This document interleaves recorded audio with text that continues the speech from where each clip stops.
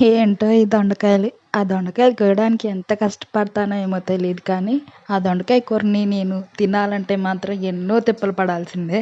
ఒకప్పుడు నేను ఏ కూరగాయలైనా సరే ఇష్టంగా తినేసేదాన్ని. కానీ ఇప్పుడు అదే కష్టంగా మారింది. దొండకాయ ఫ్రై అయితే తినను.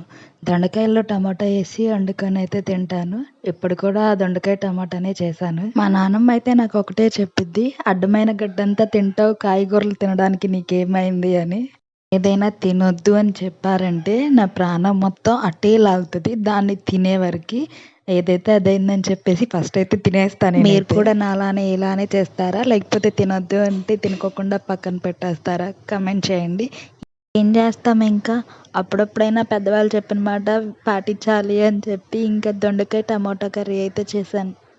సరే కానీ మీరైనా ఈ దొండకాయ కూరని తింటారా? లేకపోతే దొండకాయలు చూస్తే నాలాగా ఆమడ దూరం పరిగెత్తుతారా? కామెంట్ చేయండి.